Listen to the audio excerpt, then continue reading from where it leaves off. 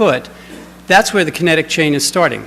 So what we'll do is we'll have them do their exercises with a towel rolled up. We won't order orthotics for them right away, but we'll put something under their foot so that we'll see if that's going to correct it going up. And frequently, if you do that, you correct the internal rotation of the knee, of the femur, so it's really not a lumbopelvic weakness, and so you can work your way up, and then eventually you get them onto something that's a little bit less stable. The progression from there is you have them doing rotational exercises, and then you can do rotational exercises with resistance. Lawnmower starts is something that we do quite early. You can do this with a patient in a sling. As soon as their pain is decreased, so now you're working the legs, lumbopelvic region, you're working the core, and he's doing scapular retraction and depression. So we've got the scapula going, but we're not stressing the glenohumeral joint at all. Scapular position we've been talking about, Giovanni talked about it, I've mentioned it, it's quite important because if you retract and depress your scapula, you open up the subacromial space. So all I asked our therapist, Jeff Orville, here to do was just do a sternal lift and see how much more elevation your arm can get. And he does. And again, this is a sign that you've got to correct your pec minor tightness very early or you'll have an inhibition of the range of motion. But if I asked him to give me a little bit more motion, he was able to get it, but there was a price to pay because his chin dropped forward and he went into more lumbar lordosis. So you've got to be careful along the kinetic chain that you're not seeing adaptive changes. Ben Kibler has shown us that if you can position the scapula properly, you have a 23% improvement in the strength of the rotator cuff. So we can control pain, decrease subacromial impingement, we can get better rotator cuff strength, and re-establishing the force couples for scapular position. Alignment is really important. If your golf pro saw you standing this way, he would stop the lesson right away. The physical therapist has to do that with your patient. Because of the financial problems that we have with patients not being able to get physical therapy now, what we stress to them is they have to take ownership of their posture. They have to do the exercises in the right position, and the key thing there is the muscle lengths have to be normalized. That to some extent has to be done by a therapist, to some extent the patient has to participate in that, but clearly you're going to get better performance enhancement if your alignment is better. So here's the problem. This is where we are as humans. You know, we've evolved, but unfortunately with our occupations, we've de-evolved. And this is what you see, the patients that come in that are hunched over the computer. We see people other than athletes. And the re-evolution that we're going through now is the attempt at postural training. And that's key, because if you don't correct the posture, you can't correct the shoulder function. So you want to correct the soft tissue restrictions, pec minor, pec major for sure, subscapularis frequently tight, latissimus dorsi, if you look for it, it's very frequently tight, especially in your throw and your overhead athletes, and you want to correct the more proximal problems in the spine. Thoracic hypomobility, very common in scapulothoracic dysfunction. One of the things you can do is have your patient get a foam roll. They're at all the gyms now, and we use this for what's called self-myofascial release, or self-MFR.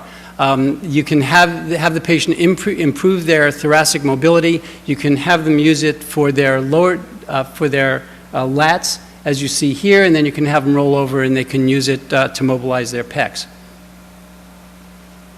Exercise progression should not be based on time. As long as the patient is making progress, you know that you're doing okay, because there are people that we refer to, that the physical therapists refer to as motor morons. They just don't get it. There are a lot of things that, not everybody picked up a 7-iron and hit it the first time and hit it well.